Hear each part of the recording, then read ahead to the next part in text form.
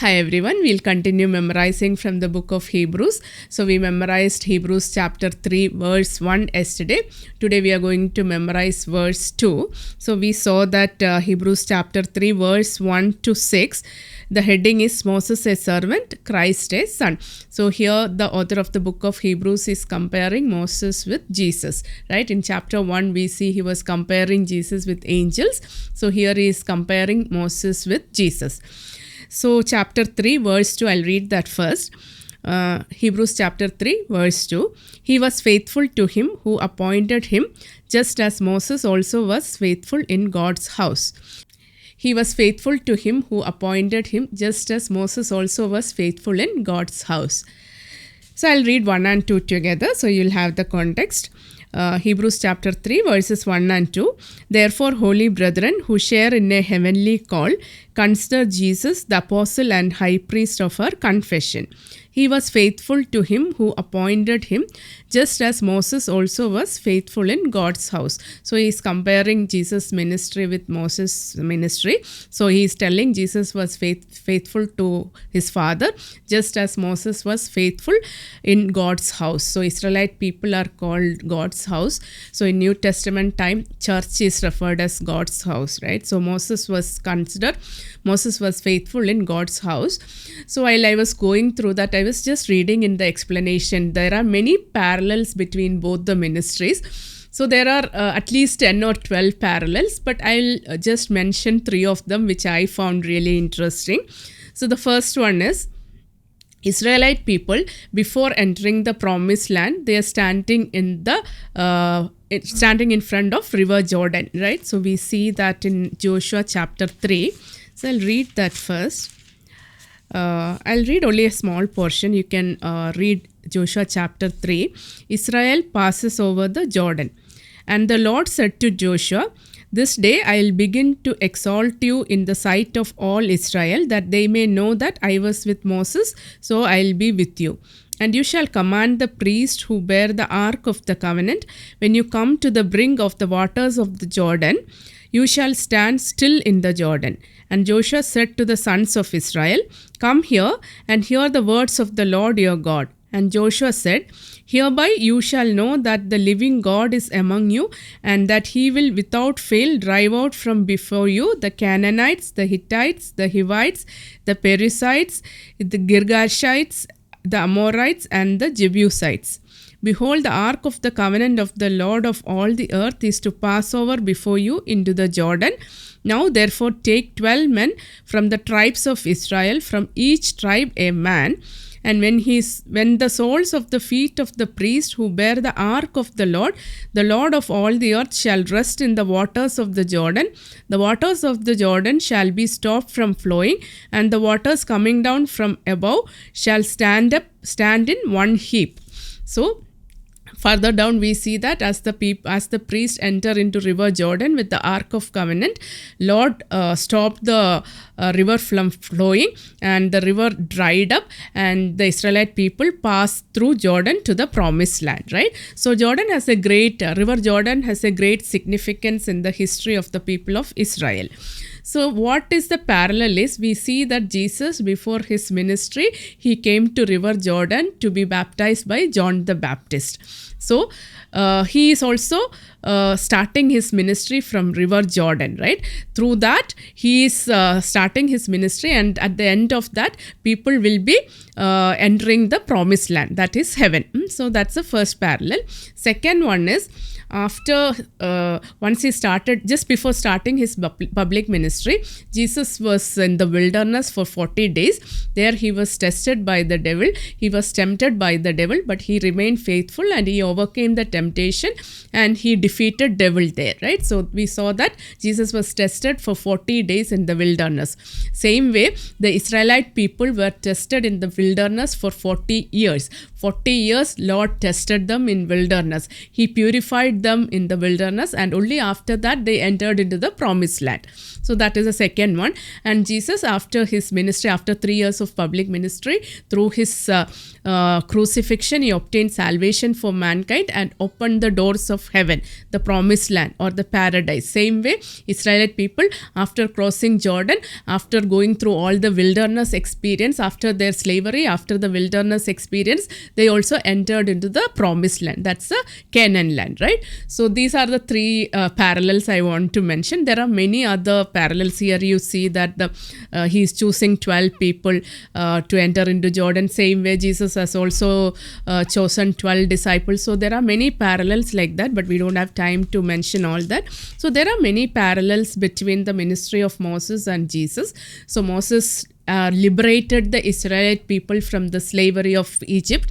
Same way, Jesus liberated the entire mankind from the slavery of sin. He opened the doors of heaven. Moses led them to the promised land. Jesus is leading us to eternal home. So there are many such parallels. So here what we see is, he was faithful to him who appointed him, just as Moses also was faithful in God's house, right?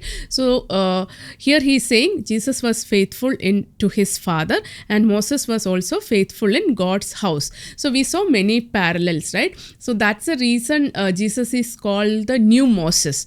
If you compare, there is lot of similarities between their ministries.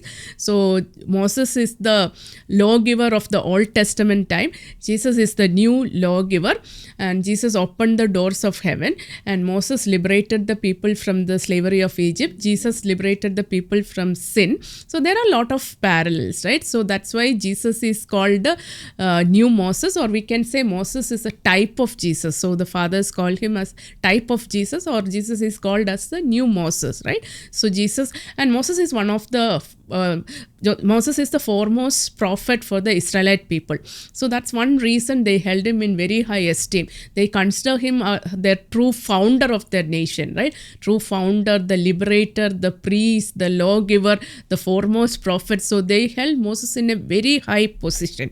That's why here if you see, the author of the book of Hebrews is very careful while he is comparing Jesus with Moses. So he is using various similes to prove that Jesus is superior to Moses, but he is very careful in doing that because he knew the sentiments of Jewish people. He knew that they held Moses in a very high esteem.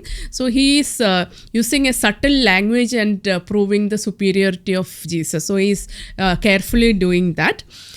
And here in the second verse, especially he says, he was faithful to him who appointed him. If you see Moses was very faithful to God, right? God gave him a very unique ministry, but he was very faithful in that ministry. It was a very tough ministry. So we saw that all the tribulations that Moses had gone through, if you go through the book of Exodus, we knew, right? So the people were always rebelling against him. They asked him, why you brought us out from Egypt to die in this wilderness?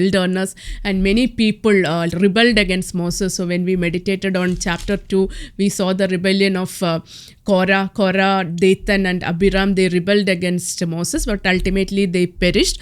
So his own people, Moses' own sister and brother Aaron and Miriam also rebelled against him. So there were many rebellions. People were murmuring against him. When he came down with the stone tablets with God's commandments, what he saw is people are doing idolatry, right? People are making a calf and worshipping and dancing around that. So he was troubled seeing all of this, and it was a very tough call for Moses, but it was a very unique call.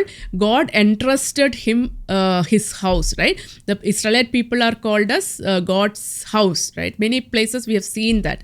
They are the chosen people. They are called as God's house. And God entrusted them to Moses, and Moses was very faithful in that call, right? We see that in multiple places.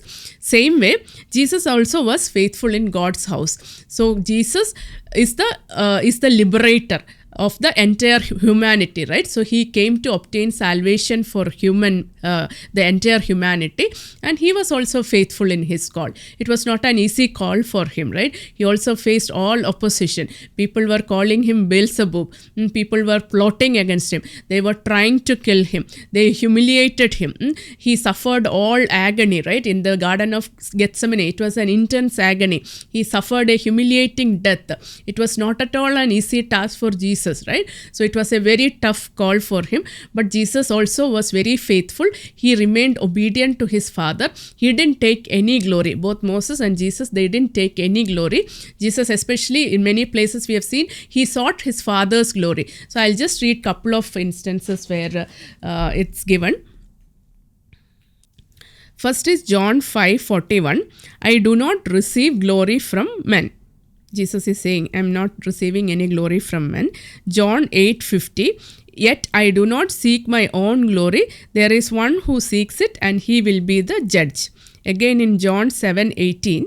He who speaks on his authority seeks his own glory, but he who seeks the glory of him who sent him is true, and in him there is no falsehood. So Jesus was not at all seeking his glory. He was seeking the glory of his Father. He was trying to glorify his Father. He was trying to submit. He was trying to be obedient to his Father. He submitted completely to his Father's will. He was obedient unto death, right? That's what we see in Philippians 2:8. And being found in human form, he humbled himself and became obedient unto death, even death on a cross. So he was obedient to his Father. He completely surrendered himself to his Father. He was faithful, 100% faithful in his call. Just as Moses was also faithful in his call, Jesus also was faithful to his Father.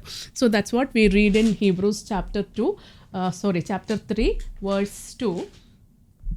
So I'll read that again. Hebrews chapter 3, verse 2.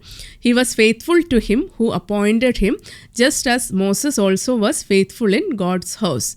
He was faithful to him who appointed him, just as Moses also was faithful in God's house. Thank you. God bless you all.